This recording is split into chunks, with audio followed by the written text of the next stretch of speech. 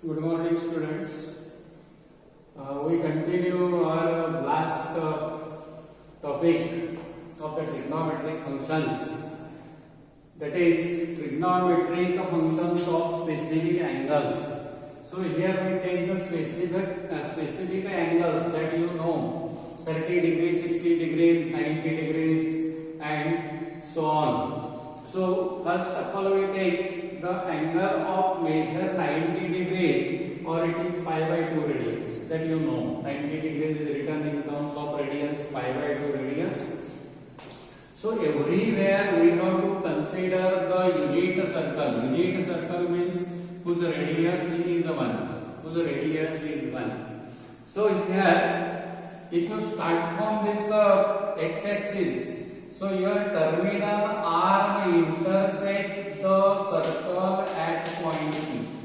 Means your terminal arm is along the y-axis, and therefore, as it is a unit circle, your x coordinate, that point is on the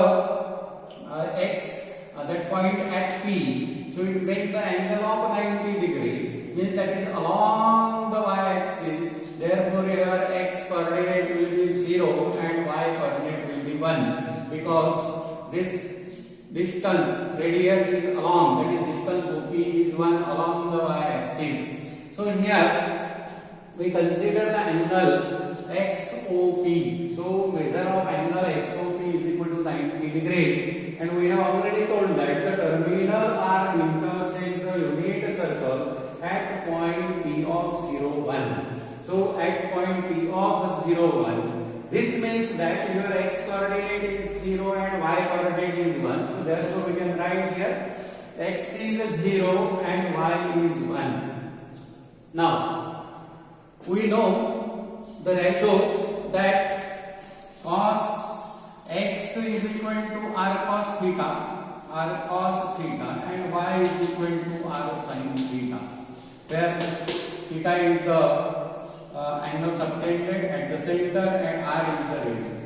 As you are considering here the unit circle, your r will be 1, means this is 1, this is 1. So 1 into cos theta, that will be cos theta only as you consider the unit circle. Therefore x is equal to cos theta. X is equal to cos theta, y is equal to sin theta, as the radius is unit here. And therefore, with the help of this, from this ratio, we take the angle of 90 degrees. So therefore your ratio, sin ratio becomes sin 90 degrees, and sin related to the y. Therefore here y is 1, means your sin 90 degrees is 1. In this way we can obtain the value of this. Cos 90 degrees, that is the x coordinate, and your x coordinate is here 0. That is 0. Therefore cos 90 is 0. Then we come to the tan 90 degrees. Tan 90 degrees, that can be written as sin 90 degrees upon cos 90 degrees. And we know that sin 90 degrees is 1 and cos 90 degrees is 0. Sin 90 degrees is 1 and cos 90 degrees is 0. 1 upon 0, that is infinity. That we can say that it is undefined quantity, or it is undefined function at theta is equal to 90 degrees. Also, cosec theta, that is cosec 90, theta is equal to 90 degrees. We know that reciprocal of cosec theta is sin theta, that can be written upon 1 upon sin theta, that is sin 90, and sin 90 is 1. That is sin 90 is 1. We put 1 upon 1, that is equal to 1. So what is the value of this trigonometric function cosec 90? It is 1. Then we come to the sec 90 degrees, secant 90 degrees. It is also reciprocal of cos theta, means cos 90 degrees, and cos 90 degrees is 0, because we obtained here cos 90 degrees is equal to 0. So 1 upon 0 is, here we can write here undefined, that is the infinity, that is means undefined. So this quantity has no meaning. Undefined means this quantity has no meaning. Then we take cot 90 degrees. Cot 90 degrees can be written as cos 90 degrees upon sin 90 degrees. We have value of cos 90 degrees 0 and sin 90 degrees 1, and 0 upon 1. that is equal to 0. So here tan 90 degrees and cot 90 degrees, they are reciprocals of each other. So tan 90 degree is undefined and cot 90 degree is equal to 0. 0 upon 1 is 0. So in this way we obtain the trigonometric functions for the angle measure 90 degrees. So all the 6 trigonometric functions for the measure 90 degrees is obtained here. Now we take the next angle. This process is very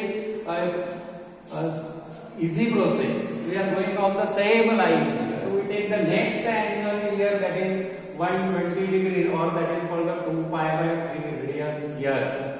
So again 120 degrees, that is measured in the positive direction of the measurement, that is in the anti-clockwise direction, and therefore your 120 degrees that lies in the second quadrant means this terminal R makes the angle of 120 degrees with the x-axis. Now what is the next process? We drop the perpendicular from this terminal R intersect the unit circle at point P of xy, and we drop the perpendicular on the x-axis at point Q, so it is 90 degrees. Now, so as this is 90 degrees, this angle OPQ, this is 30 degrees, this is 30 degrees, and this is 60 degrees. So in this way, we know that measure of the sum of the measures of angles of a triangle is equal to 180 degrees. So 60 plus 30, 90, and this is right angle is 90, that is 180 degrees here. So on the basis of this we learn that 30, 60, 90 theorem in the 10th standard. We use that theorem here. So what can that theorem says here? The angle, that is the length of this segment opposite to 30 degrees is a half. Then length of this segment opposite to this 60 degrees is root 3 by 2, and the hypotenuse, that is 1, as it is a unit circle. So we use the 30, 60, 90 degrees here. So again we use the same process. Measure of angle XOP is equal to 120 degrees. Your terminal arm intersect the unit circle at point P of xy. Draw PQ perpendicular to x-axis. Now we consider the triangle OPQ is 30, 60, 90 degrees. So we have considered here this OPQ. This angle is 30 degrees, this angle is 60 degrees, and this angle is 90 degrees. So according to the 30, 60, 90 theorem, we have OQ is equal to half length of OQ. This distance is 1 by 2, and distance of PQ, this perpendicular distance is root 3 by 2, and OP is 1, that it is a unit circle. But here sign is very important, because your point P lies in the second quadrant and your x coordinate is negative and y coordinate is negative. So definitely value of OQ will be negative, that we write here. OQ is along the x-axis, therefore this distance OQ is your x coordinate, and therefore x is equal to minus 1 by 2. That becomes negative because it is in the second quadrant, and y is positive in the second quadrant. So value of y remains as it is, that is the perpendicular distance PP, root 3 by 2. So in this way we got, with the knowledge of 30, 60, 90 degrees, the values of x and y in the second quadrant. On the basis of this, we obtain all the trigonometric values of the trigonometric functions for the measure 120 degrees. So we know that sin theta is equal to y, that is sin 120 is equal to y, and it is positive, therefore value is root 3 by 2. Y is equal to root 3 by 2, so sin 120 is root 3 by 2. Again cos 120 is equal to x, but we know that 120 cos is negative in the second quadrant, therefore it is equal to minus 1 by 2. Then we come to the tan 120 degrees. Ratio of 120 degrees is y by x. Y is root 3 by 2, and this is minus 1 by 2. So simplifying, you will get minus root 3. That is tan 120 is equal to root 3. And very easily you can remember without finding or writing the ratio. You can write the value for cot 120 degrees. That is the reciprocal of minus root 3. That is minus 1 by root 3. Remember this thing.